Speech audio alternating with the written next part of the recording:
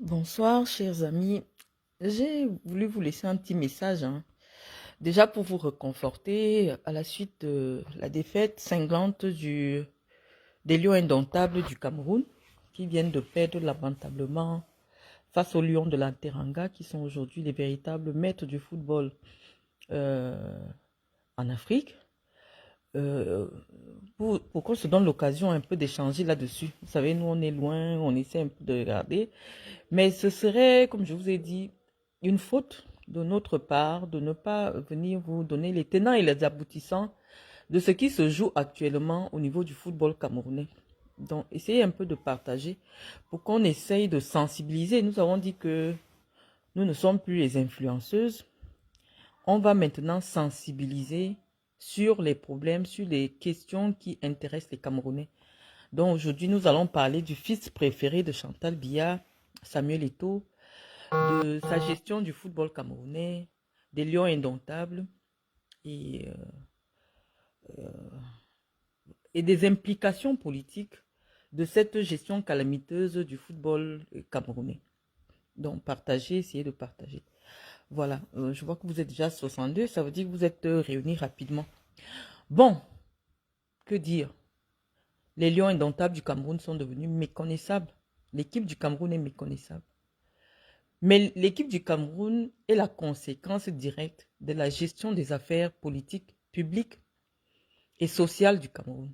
Vous ne pouvez pas avoir un pays où rien ne marche, mais vous voulez absolument que l'équipe nationale continue à être l'arbre qui cachait la forêt. Ça fait 41 ans que les victoires de l'équipe nationale du Cameroun ont souvent couvert, ont souvent amené du baume au cœur là où l'État avait failli, là où l'État avait échoué. Vous savez, Paul Biya, quand Paul Biya avait tous ses moyens, il avait bien compris que le football au Cameroun est l'opium du peuple.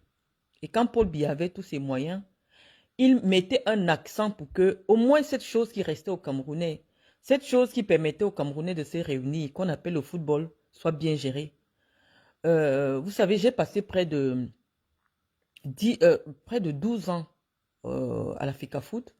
Et je peux vous dire que des instructions venaient directement du président de la République en ce qui concerne la gestion de notre équipe nationale. Je vous prendrai par exemple la décision de faire revenir Roger Mila à pratiquement 38 ans à l'équipe nationale du Cameroun. Ça a été une décision personnelle du chef de l'État. Parce que quand il a vu que notre équipe était en difficulté, il s'est dit pour le moment, nous n'avons pas encore un attaquant de la trempe de Roger Mila. Il faut rappeler Roger Mila à pratiquement, même à 42 ans, c'est-à-dire que l'âge que Eto'o a maintenant, Roger Mila est parti défendre les couleurs du Cameroun à la Coupe du Monde des États-Unis en 1994. C'est pour vous dire que à un moment donné, si rien ne marche au niveau de la gestion de l'État, de la tête de l'État, tous les pans de la société ne marchent pas. Le football a beaucoup supporté, le football a beaucoup porté, parce que le football, c'était l'unique chose qui marchait. Quand les Lions gagnaient, même si quelqu'un n'a rien à manger, il sort avec sa marmite et, sa louche, il se met à frapper dehors parce qu'il est tellement content. Et aujourd'hui, vous voyez que non, la machine a lâché. Le football ne peut plus continuer à servir de cache-sexe à ceux qui refusent de bien gérer notre pays. Donc, nous allons commencer par un premier point, c'est l'arrivée de Samuel Eto'o à la FECAFOOT. Parce que ceux qui sont plus jeunes, qui ne savent pas, la FECAFOOT a un mécanisme pour amener quelqu'un à sa tête. C'est-à-dire que pour que ceux qui vont venir vous voter soient convaincus que vous êtes la personne qu'il faut, à la place qu'il faut, ils vous demandent vos classes. Depuis que la FECAFOOT existe, on n'a jamais vu quelqu'un sortir du terrain. C'est-à-dire que tu es joueur. Et dès que tu quittes joueur, toi, tu refuses d'occuper tous les postes de gestion qu'il faut occuper pour arriver à la tête. Tout cela a été possible parce que c'est le fils de Chantal Biya, qu'on appelle Samuel Eto'o, qui avait décidé que lui, il sort directement des terrains. Il ne veut pas comprendre que le management du football n'a rien à voir avec le fait d'avoir joué. S'il a joué, c'est parce qu'il a été managé par des gens qui n'ont jamais joué au football. Je vous dirais que toutes les coupes que le Cameroun a ramenées, les coupes d'Afrique que le Cameroun a ramenées, ceux qui géraient l'Africa Foot n'ont jamais joué au football. Parce qu'aujourd'hui, on est heurté par le fait que le football camerounais soit géré par une méga star, suivi par 14 millions, 20 millions de gens sur les réseaux sociaux. Et donc, c'est difficile d'avoir un avis sans voir... on les appelle maintenant les églisiens. Tous les églisiens venir vous insulter. Ça fait que nous, les intellectuels du sport, à un moment donné, on se soit retirés, on décide qu'on ne parle plus. Parce que ça devient déjà comme une secte, ça devient déjà de la sorcellerie. Nous, on savait qu'à l'époque, quand ça ne marchait pas, on essayait de parler sur les plateaux de télé et les dirigeants essayaient un peu de réajuster un peu le tir.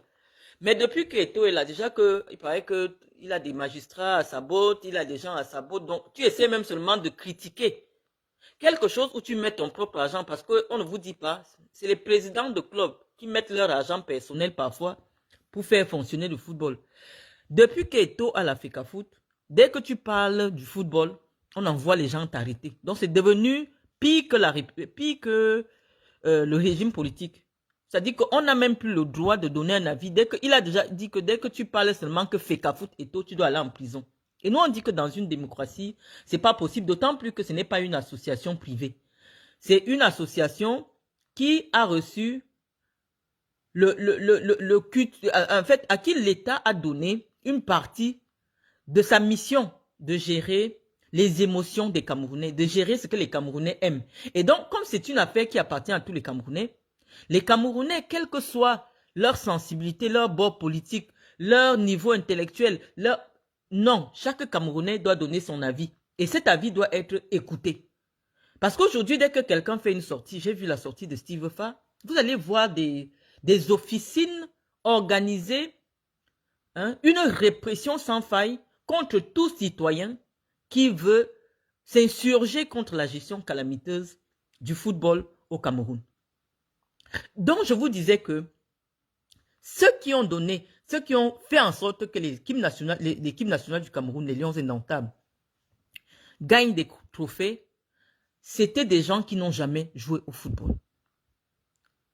Et la particularité de 2021, c'est qu'on a un président de la République qui est affaibli.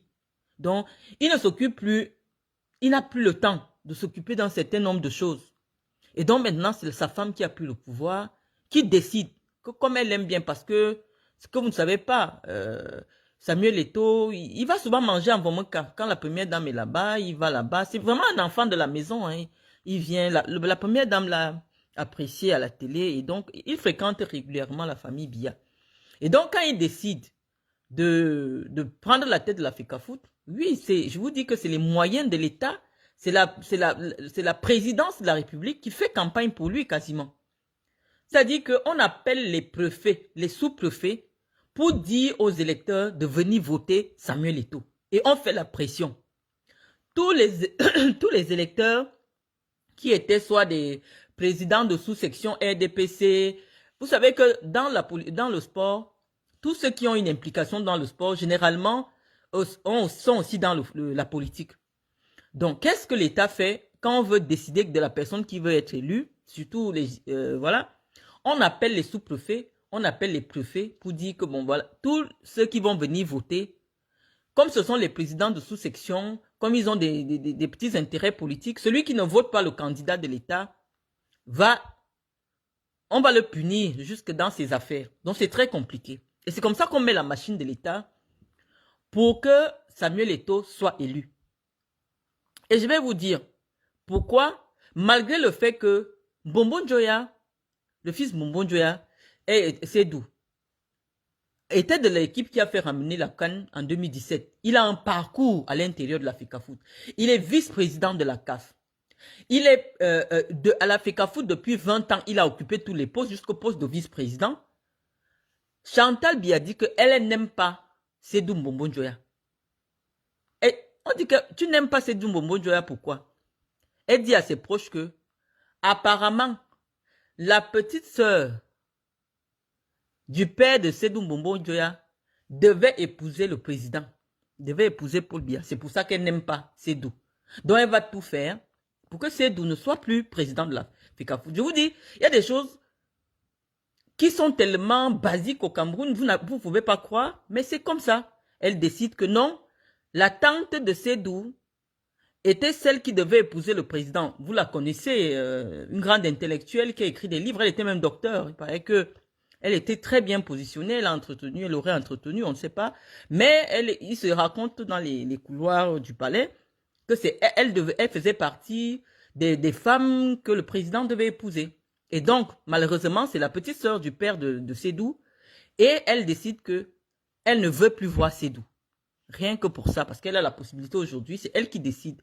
Quand vous voyez un document sorti sur très haute instruction du président, généralement c'est Chantal Biya qui décide de ce qui se fait. Et donc Chantal Biya dit qu'elle n'aime pas Sédou et elle veut mettre Eto'o. Bon, nous sommes d'accord avec ça, c'est une star. Mais nous disons que dans le fonctionnement du football, avant d'arriver à la tête de la fédération, tu dois avoir un parcours pour savoir comment on gère une équipe, comment on gère des équipes minimes, comment on gère des équipes seniors, comment ça se fait le management du football, comment ça se fait le management des acteurs du football. C'est pour cela qu'on exige quand même de ce... C'est pas écrit, mais il faut une légitimité dans le monde du football. Le monde du football, c'est comme l'armée. Tu ne peux pas demander à quelqu'un qui est caporal de venir diriger des généraux. Les généraux ne seront jamais d'accord. Les généraux vont accepter parce que c'est une décision qui vient de la plus haute autorité de l'État, mais derrière, les généraux vont saboter ton travail parce que tu n'es qu'un caporal. Et malheureusement, Eto'o a gagné les trophées en tant que joueur, mais dans la gestion du football, Eto'o c'est un caporal. Et il a à sa tête des généraux qui estiment que nous, on ne peut pas l'accompagner parce que non seulement il n'a pas fait ses classes, mais il n'a aucune notion de management. Je vous dis, la personne qu'on a enlevée, c'est Mbombo Njoya. On peut dire tout ce qu'on veut sur lui, mais il a été le directeur général de la LONACAM, la Loterie Nationale du Cameroun, pendant des années. Et dès qu'il est parti de là, il est venu à la FECAFOOT. Il a commencé à la base, au niveau de la région, et il est monté au niveau national, où il a occupé pendant longtemps le poste de premier vice-président de la FECAFOOT. Et il était le vice-président de la CAF. Et donc, avec Sédou Mbombo Njoya, le Cameroun avait encore la chance de prendre la tête de la CAF. D'ailleurs, même vous voyez pendant la CAN aujourd'hui, Sédou Mbombo Njoya, c'est lui qui représente le président de la CAF, parce que c'est lui il est vice-président à la CAF. Mais Eto'o sait de lui-même que s'il dit qu'il va être président de la CAF, on ne peut pas accepter. Parce qu'on sait, les gens de la CAF savent que, il n'a pas le niveau. Parce que lui aussi, il a un petit niveau troisième douteux, dont on ne reviendrait pas, parce que ce n'est pas le plus important dans le football. Mais on sait qu'en termes de management du football, Eto'o n'a jamais été président d'un club. Eto'o n'a jamais, pour savoir même comment on gère un club à la base, il n'a jamais été président de club. Il n'a jamais été président départemental. Il est quitté des stades où il courait, il est monté directement dans les stades, au niveau de la gestion du football. Nous, quand nous avons pensé, parce qu'on savait que c'est l'État, c'est-à-dire que c'est la présidence qui avait voulu qu'il arrive, on voulait soutenir l'initiative de la présidence, et on avait pensé que peut-être son aura, son nom pouvait attirer des sponsors, parce qu'il y a un besoin criard de sponsors au niveau du football, parce que le football fonctionne vraiment à 80% avec l'argent des sponsors. Quand vous n'avez pas de sponsors, ça ne marche pas. Donc on s'est dit, voilà, c'est une personnalité du monde du football, il peut ramener des sponsors. Si une personnalité comme moi, je n'ai pas joué au foot, j'ai pu amener Nike au Cameroun, j'ai pu amener le Qatar, j'ai pu amener un certain nombre de sponsors, je me dis, mais attends, à mon petit niveau, si c'est possible, de ramener des contrats de 20 millions d'euros, Eto'o peut ramener peut-être 100 ou 200 millions d'euros. C'était ça notre vision. Qu'on s'est dit, oh, pourquoi pas. Si l'État décide qu'on ne veut plus de Sédou, on peut se mettre derrière Samuel. Mais Samuel n'a pas d'humilité. Le seul problème de Samuel, c'est que Samuel n'a pas d'humilité. Et le problème de l'ego de Samuel, ça n'a pas commencé aujourd'hui. C'est-à-dire que Samuel, on a toujours su, même pendant qu'il était à l'intérieur de l'équipe nationale du Cameroun, que son ego surdimensionné a toujours été la cause de quoi qu'il y a eu pendant les expéditions des Lions Indomptables. Parce que quand je parle comme ça, si Samuel est là, il sait que moi, je ne dis pas ce qu'il faut. Moi, il m'appelle Maman Marlène.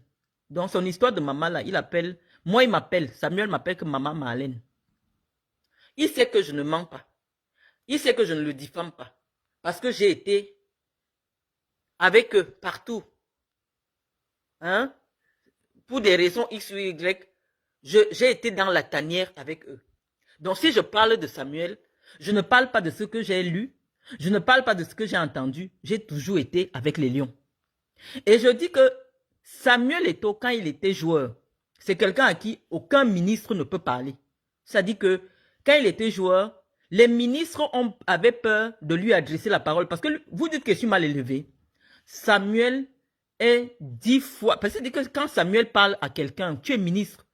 Et le Samuel était du genre, quand le ministre des Sports lui parle, il prend son téléphone, il appelle directement le cabinet civil de la présidence et il dit que lui ne reçoit que des ordres du cabinet civil de la présidence. C'est-à-dire que Samuel, quand il était joueur, il mettait d'abord les ministres des Sports mal à l'aise. Pour lui, le ministre, c'est limite comme de la merde. Et tous les ministres le savent. C'est-à-dire que le ministre est obligé de faire semblant pour apparaître au moins dans les photos. Parce que le ministre sait que il ne peut pas parler à Eto'o. D'ailleurs, même vous avez vu, chaque fois que le ministre convoque des réunions, le ministre actuel, et je vais dire au professeur Moelle Kombi que bon, malheureusement, ce n'est pas lui seul. Eto'o fils, en tant que président de l'Africa Foot, n'est jamais venu à une réunion que le ministre des Sports a convoquée au ministère dans le cadre de la préparation d'une compétition. Il ne vient pas. Il t'envoie quelqu'un. Parce que pour lui, tu n'es pas au niveau de le convoquer. Et donc, on disait que dans la gestion du football, depuis que Samuel est dans le foot, l'ego de Samuel a toujours été un problème. L'ego de Samuel a toujours été l'ego surdimensionné. Parce que malheureusement, Eto'o, c'est une méga star.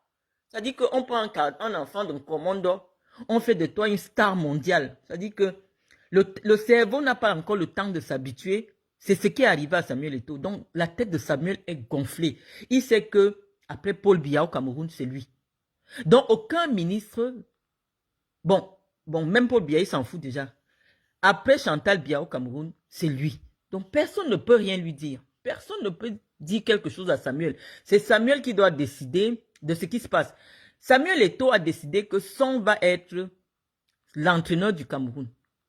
Pour la simple raison que Son, parmi les anciens joueurs, il fait partie des gens qui ont accepté de monter la poitrine pour décider que Eto'o va devenir président de l'Africa Foot. Parce que on avait reproché, ça se disait dans les couloirs de l'État, que tous les anciens joueurs, tous ceux qui ont joué avec Samuel, étaient contre Samuel parce que je vous assure que dans les vestiaires des Lions, ceux qui acceptaient parler avec Samuel, c'était par hypocrisie. Tous les Lions indomptables vous le diront. Quelqu'un qui acceptait parler avec Samuel publiquement ou officieusement, c'était de l'hypocrisie. Et Samuel avait entendu dire que tous les anciens joueurs du Cameroun étaient contre lui. Et donc, la seule personne qui n'avait rien à perdre, rien à gagner, parce que Samuel lui a donné un petit coup de main quand il a été malade, c'est Son. Donc, Son a accepté de venir montrer son visage quand Eto'o était candidat. Et donc, quand Eto'o prend l'Africa Foot, il décide, il s'en fout des compétences de Son. Il s'en fout, il dit, c'est pour montrer aux autres que quand quelqu'un lui est fidèle, il est capable de faire de toi ce que lui, il décide. Et il a décidé que il va mettre Son, qui est inexpérimenté, entraîneur des Lions indomptables du Cameroun. C'est comme ça qu'il écrit à sa maman, qui est Chantal Biya, que j'ai décidé que le seul qui m'a soutenu va devenir l'entraîneur de l'équipe nationale Fanion du Cameroun.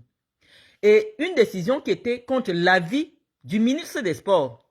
Parce que quand on parle du ministre des Sports, Moelle Kombi, avant d'être ministre des Sports, il est le conseiller de Paul Biya. Je crois que jusqu'à actuellement, son bureau est là-bas à la présidence. C'est-à-dire qu'en termes de pertinence dans la vie, les avis qui sont donnés dans la gestion des affaires du sport, Moelle Kombi est le conseiller de Paul Biya. Moelle Kombi dit que il faut qu'on laisse Conceição parce que Conceição a des résultats. Conceição a un parcours et il est en train de former un groupe.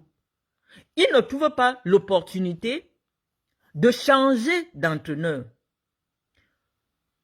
Or, Samuel, il a un premier problème, c'est qu'il estime que ce sont les Cédou qui ont signé Conceição et donc forcément, il y a des rétrocommissions. Malheureusement, ça fonctionne comme ça dans le football. Il y a de l'argent derrière, il y a les micmacs. Il veut d'abord faire du mal à Cédou. Donc, il faut que les rétrocommissions et tout ça, ça s'arrête et qu'il mette sa personne. Vous n'allez pas me dire aussi qu'il n'y a pas les rétrocommissions là-bas. Il y a les rétrocommissions. Mais il voulait mettre sa personne. Or, le ministre est le conseiller de Paul Biya. Et le ministre est la personnalité qui peut donner l'avis objectif parce que lui, il est là depuis, il observe.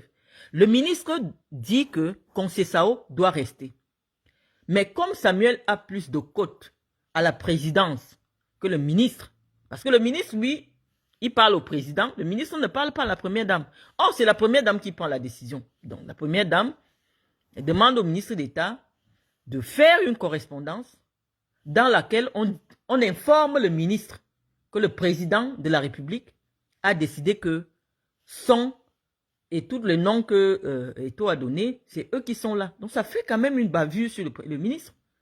Ça fait une bavure sur le ministre. C'est-à-dire que le ministre, c'est lui, je vais dire quoi, le conseiller technique du président dans le domaine du sport. Lui, il fait une analyse. Il suit l'équipe depuis un moment. Depuis un moment, il décide que c'est Conceição. Mais, bon, je vous ai déjà expliqué comment fonctionne aujourd'hui le président. C'est-à-dire le vrai président du Cameroun, c'est Chantal Biya. Elle décide qu'elle veut faire plaisir à son fils. Et pourquoi Chantal veut faire plaisir à son fils? C'est uniquement parce qu'elle a vu que Samuel, en 2018, lui a permis de redevenir première dame en appelant à voter son mari en 2018. Donc, elle dit, on doit récompenser Samuel parce que, malgré tout, il avait mis de sa personne pour demander que Paul Biya soit réélu. Sauf que Paul Biya, quand il était encore conscient, quand il n'était pas encore malade comme maintenant, Paul Biya était fâché de Samuel. Pourquoi? Premièrement, Samuel, quand il était joueur, a refusé de prendre le drapeau du Cameroun, qui est le berceau de nos ancêtres, pour l'amener à une compétition. Et ça, Paul Biya ne l'a jamais digéré. Le fait que Eto'o refuse publiquement de prendre le drapeau du Cameroun, je ne sais pas comment les ancêtres du Cameroun vont lui permettre, vont lui donner l'opportunité de réussir avec cette équipe. En Fandena, devant le monde entier, Eto'o avait refusé de prendre le drapeau. Et ça, le président n'a pas accepté. Le président, c'est pas quelqu'un, il est lent à la colère. Le président, je vous ai dit, Paul Biya est comme Dieu. Quand il est fâché, vous ne savez pas quand il est fâché. Donc, je vous dis que le président, quand le président avait encore la main, le président n'a pas été content que Eto'o humilie tout un premier ministre au stade en refusant de prendre le drapeau. Deuxième chose, lorsque le Cameroun va organiser la CAN, ceux qui sont à la présidence de la République nous expliquent que Samuel Eto'o aurait négocié qu'une somme de 1 milliard soit débloquée pour aller convaincre les gens de la CAF à nous maintenir la compétition qui devait être déplacée. On a sorti l'argent et finalement, malgré cela, la CAN n'a pas été maintenue à la date qui devait être jouée. Donc le président n'était pas très content par rapport à ça. Le président n'était pas très content par rapport à tout cela. Malheureusement, quand l'élection de la FECAFOOT arrive, le président n'a plus la main, comme je vous ai expliqué. C'est-à-dire que certaines décisions, lui aussi, ça le trouve là-bas, comme ça. Il ne peut pas venir vous dire que non. Le papier qu'on a sorti pour dire que sur haute instruction de moi, là, ce n'est pas moi, je ne suis pas au courant. Le président ne peut plus venir vous dire ça. Le président ne peut pas vous dire ça. Donc maintenant, les gens prennent sur haute instruction, sur haute instruction. Et c'est comme ça que Son se retrouve à la tête de l'équipe nationale. Prenez les entraîneurs de toutes les sélections qui ont amené la Coupe d'Afrique des Nations. Regardez leur parcours, regardez leur CV, regardez même leur charisme. Parce que pour gérer les stars de la dimension, les grosses stars, parce que je vais vous dire, moi j'ai traîné avec les Lions indomptables. Je vous dis, c'est des gars qui gagnent gros. Parce que quand on vous parle des affaires des footballeurs, vous n'avez même pas l'idée. Moi, Samuel le sait. J'étais une amie de son manager et avocat, José Maria. Moi, j'ai vu la fiche de salaire de Samuel Eto'o quand il était au Milan. Ce n'est pas les choses qu'on raconte souvent là. Samuel Eto'o gagnait 848 000 € par mois. Donc, on vous dit que quelqu'un gagne près de 700 millions de francs CFA par mois. Ce n'est pas le jeu. C'est quelqu'un qui n'est pas facile à manager. Et donc, ce n'est que les blancs. Les entraîneurs blancs là, comme ils ont l'habitude de voir des grosses stars, voilà, quand ils arrivent, ils ont suffisamment de recul. Quand vous avez en face de vous un enfant qui gagne 750 millions de francs CFA par mois, non, il faut être sorcier. La sorcellerie même ne suffit plus. Il faut être à une autre dimension pour savoir imposer son autorité à cet enfant-là. Parce que quand vous voyez un jeune comme Onana, si on vous donne le salaire d'Onana, Onana n'est pas loin de 400 millions de salaire par mois. Donc, un enfant qui gagne 400 millions de salaire par mois, un Sambanak, tu ne peux pas le gérer. Tu ne peux pas le gérer. Même si vous allez faire semblant, vous allez faire... C'est quelqu'un qui n'est plus normal. Donc, il faut des gens qui ont suffisamment de recul pour pouvoir s'imposer. Parce que malgré tout, c'est des gamins. Malgré tout ce qu'on peut dire, ce sont des enfants. Ils ont besoin d'être encadrés, ils ont besoin d'autorité, ils ont besoin de discipline. Et donc, si leur entourage n'est plus en capacité de garantir la discipline, c'est impossible. C'est impossible de gérer un tel groupe. La preuve même, c'est-à-dire les conflits d'intérêts entre le président de la FECAFOOT et certains joueurs. On vous dit, oh nana, il a des problèmes avec Samuel parce qu'à l'époque, Samuel lui avait demandé ceci. Il y a toujours des petites histoires un peu, parce que bon, Samuel c'est leur génération. Donc normalement, il y aura des petits micmacs entre les joueurs parce que Samuel n'est pas âgé, ça fait pas longtemps que Samuel joue au football. Samuel c'est leur génération. Donc il n'y a personne pour imposer l'autorité. Et le Samuel s'est déjà arrangé pour que le ministre soit considéré comme un pantin. C'est-à-dire que tout le monde sait que le ministre des Sports, bon, il vient seulement là pour les photos. Mais personne ne gère ce que le ministre des Sports peut dire, ce que le ministre des Sports peut penser, parce qu'on sait que Samuel reçoit ses instructions directement de la présidence de la République. Et vous n'allez pas dire qu'on est en train de faire de la délation, parce que moi, la première fois que je vois le directeur adjoint du cabinet civil venir à la FECAFOOT, c'est sous Samuel Eto'o. Vous l'avez vu dernièrement quand Samuel a tapé un homme à la canne, au Qatar. Le directeur adjoint du cabinet civil s'est déplacé pour venir encourager Samuel Eto'o. Ce qu'on ne voyait jamais. Hein? C'est-à-dire que c'est la présidence de la République qui se déplace pour venir. Ils peuvent avoir leurs relations personnelles. Hein? On n'en disconvient pas. Mais si vous vous voyez dans un cadre privé, personne ne viendra vous dire que vous vous voyez dans un... Mais quand le directeur adjoint du cabinet civil se déplace pour venir à la FECAFOOT, saluer Samuel Eto'o, ça veut dire ce que ça veut dire. On est désolé, mais ça veut dire ce que ça veut dire. Donc, actuellement, là, personne ne peut parler à Eto'o. Et Eto'o a un problème, c'est que comme il est sorti des stades sans avoir le temps de devenir un être humain normal, un dirigeant, lui, dans sa tête, l'unique star de l'équipe du Cameroun, c'est lui. Et donc, si une autre personnalité ou un joueur vient avec des esprits de star, il te met à côté. Même si tu es le plus bon joueur, on a dit que tu marques des buts ou tu fais quoi, il va tout faire, soit pour te mettre mal à l'aise, soit il ne va jamais t'appeler. Et c'est ce qui se passe avec l'équipe nationale. C'est-à-dire que on ne va pas à la CAN avec des amateurs. Parce que ce qui se joue maintenant là, c'est comme si, non, l'équipe du Cameroun qui allait aux compétitions, c'était généralement des équipes qui jouent ensemble depuis 5, 6, 7, 8 ans. Or, depuis que Samuel Eto'o est là, on a l'impression que à chaque compétition, il y a une nouvelle composition. Les joueurs viennent, ils disparaissent. On ne sait pas pourquoi ils sont là. On ne sait pas pourquoi ils ont disparu. Subitement, les joueurs disparaissent. On ne sait pas. Simplement pourquoi? Parce que si tu n'as pas fait suffisamment de Salamalek à Samuel Eto'o, à son entourage, on ne t'appelle plus. Parce qu'on suppose que si tu veux trop jouer la star, alors que la plus grosse star, ça doit être le président, toi, on ne t'appelle plus.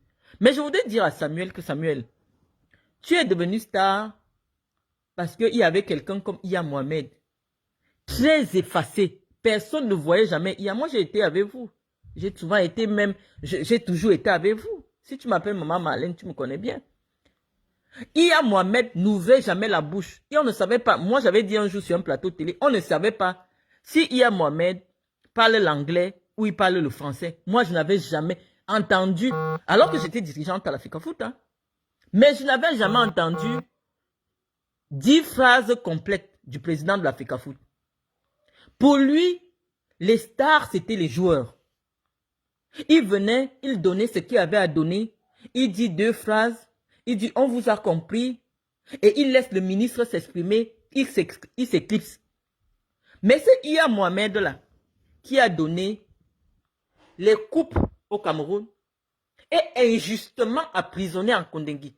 On l'a emprisonné juste pour faire plaisir à Samuel Eto'o parce que Samuel avait cru que c'est Iya Mohamed qui avait décidé de le suspendre de l'équipe nationale.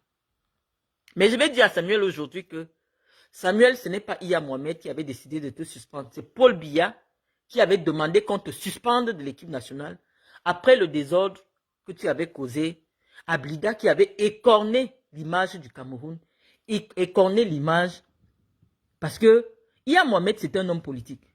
Lui, il prenait ses instructions directement de Paul Biya. Depuis que tu es à l'Africa Foot, tu sais que le vrai président de l'Africa Foot se trouve à la présidence de la République.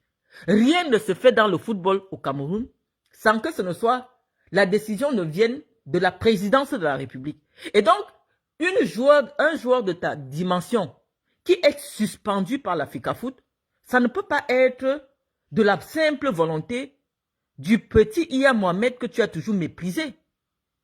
Tu as refusé publiquement, au cours d'un match international, pendant que les officiels saluaient les joueurs, de saluer Iya Mohamed. Tout le monde t'a vu. Mais Iya Mohamed n'a jamais dit « Oh, comment Samuel m'humilie publiquement et donc je n'appelle plus Samuel Eto'o. » Parce qu'il savait que c'est le président de la République qui décide de qui vient jouer, de comment l'équipe nationale est gérée.